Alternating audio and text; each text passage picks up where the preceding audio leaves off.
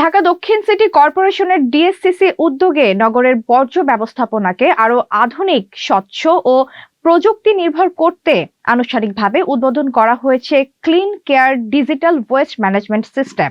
মোহাম্মদ শাহজালাল ভিউজলের তথ্যচিত্রে বিস্তারিত।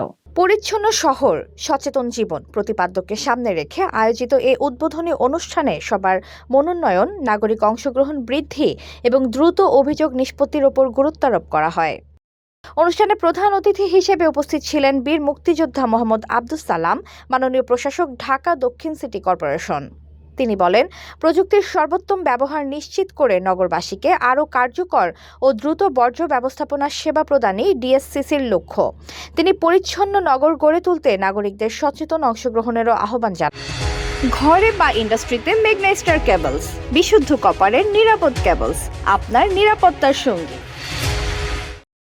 আপনার যেটা চোখে লেগেছে এটা আমাদেরও লাগছে। আমি তো বলতেছি যেটা ইমিডিয়েটলি অনেক প্রবলেম আছে যে আমরা শর্ট আউট করেছি, ফাইন্ড আউট করেছি, কিন্তু এগুলোকে সলভ করার জন্য তো একটা সময় দিতে হবে।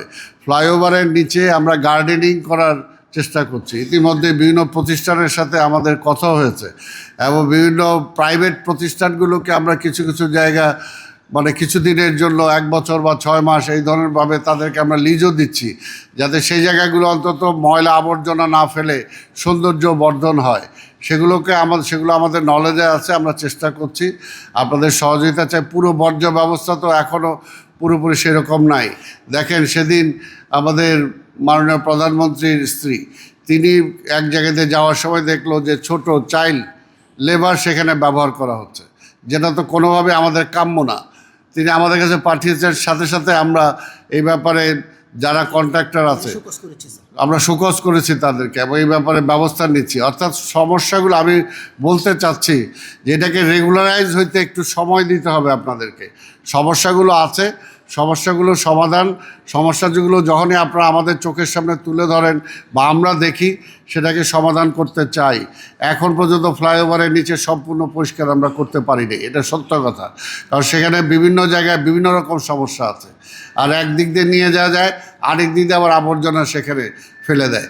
আমাদের সিজনাল কিছু ব্যবসা, ফ্রুটস, মনে করেন এই যে তাল কাট এই করে, আজকে লিচু আছে, আজকে আম আছে, এদের যে আবর্জনাগুলো মানে আপনারা নিজেরাও তো আমরা এখানকারই বসবাস করি, আপনারাও সবাই, এগুলো এমন অবস্থা আবর্জনা হয়ে যায়।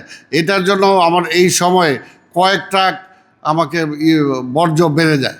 তো কাজে এগুলোকে ব্যবস্থাপনায় আনা,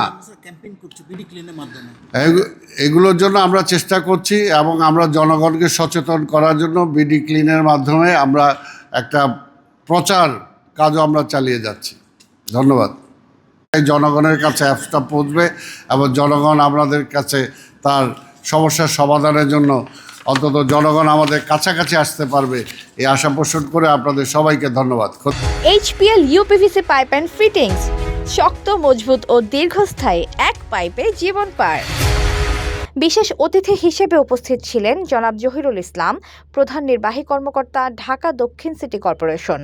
তিনি বলেন, clean care digital waste management সিস্টেমের মাধ্যমে বর্জ্য ব্যবস্থাপনা কার্যকর, আরও দক্ষ, জবাবদিহিমূলক ও আধুনিক হবে।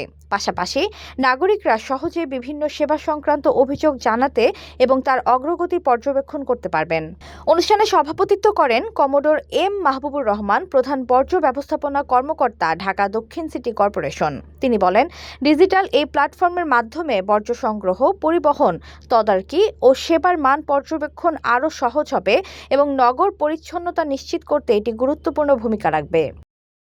অনুষ্ঠানে ঢাকা দক্ষিণ সিটি কর্পোরেশনের ঊর্ধ্বতন কর্মকর্তা, বিভিন্ন বিভাগের প্রতিনিধি সহ সংশ্লিষ্ট ব্যক্তিরা উপস্থিত ছিলেন। আয়োজকরা আশা প্রকাশ করেন, clean care digital waste management system নগরবাসীর জন্য পরিচ্ছন্ন, স্বাস্থ্যকর ও বাসযোগ্য ঢাকা গড়ে তুলতে কার্যকর ভূমিকা রাখবে। এতক্ষণ আপনাদের সাথে ছিলাম তামান ইসলাম তন্নি। প্রতিদিনের নিউজ আপডেট পেতে আমাদের সাথেই থাকুন।